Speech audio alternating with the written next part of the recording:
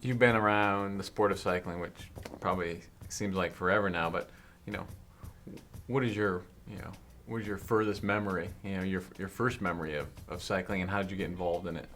That's a good question. I grew up in the San Francisco Bay Area, and it developed, and development became, the orchards were converted to housing developments. The traffic just became, they had thousands of cars crammed on roads that were built when 4 or 5 cars were registered especially in the East Bay. In San Francisco, it's always been a problem because it's so concentrated, and I found myself just, even as a young person, just really aggravated about being in gridlock. I just, for some reason, everybody around me was, like they were fine with it, but it was like, I don't know, it was the most debilitating thing in my life. I just could not stand it. And once in a while, I would see a cyclist go by the gridlock, just on their own, under their own power, total freedom, not choked in traffic. And that's why I started in my late teens, early 20s, when the choice was to buy a car, take out a loan, get a job to pay for it, or spend $400 on a bicycle, pump up the tires once in a while, never have to go to the gas station. This is a long time ago. Never have to have any of those concerns, and be able to do all my errands and take care of all my transportation needs.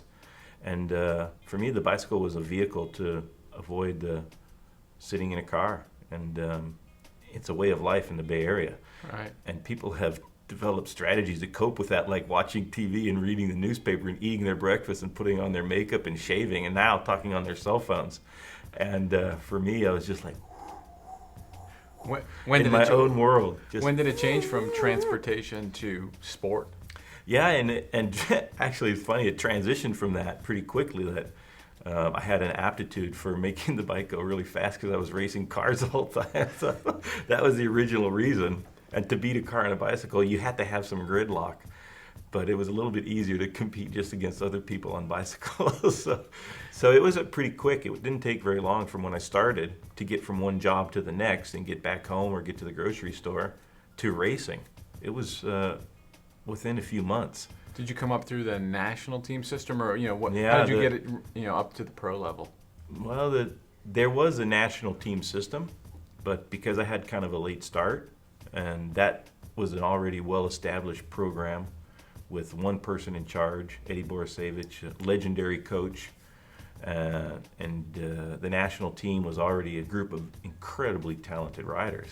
So they didn't really need anybody else to be on that team or in that program. So I had to find my own way.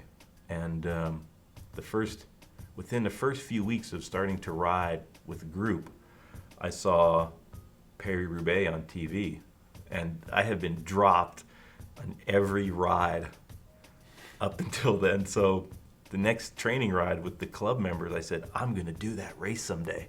And they laughed hysterically, like, you can't even keep up with the bike club. There's no way you're going to do Paris-Roubaix. I'm like, I don't know how, I know, but I'm going to do it. You watch. And 2 years later, I was in Paris-Roubaix myself. So. Really? But I had to find my own way, and I realized that racing in Europe was the Super Bowl of cycling, and that the domestic scene is considerably different now. It's way more competitive than it was. This is the early mid-'80s. Sure.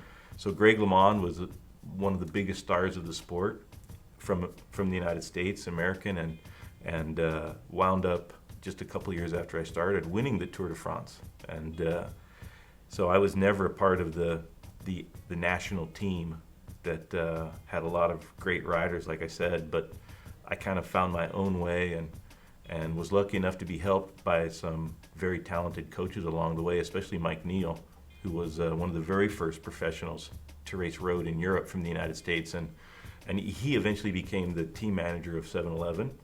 And he had seen me race in Northern California and arranged for me to go to Europe and race in Belgium and Italy and Switzerland. And so when there was an opening on Team 7-Eleven, he asked me to join. And that was probably less than 3 years after I had done my first bike race. So I don't recommend doing the Giro as your first pro race, but for me, I had such a powerful desire to do it that I made it work. It was maybe a little bit more difficult, but it was like Frank Sinatra. I did it my way.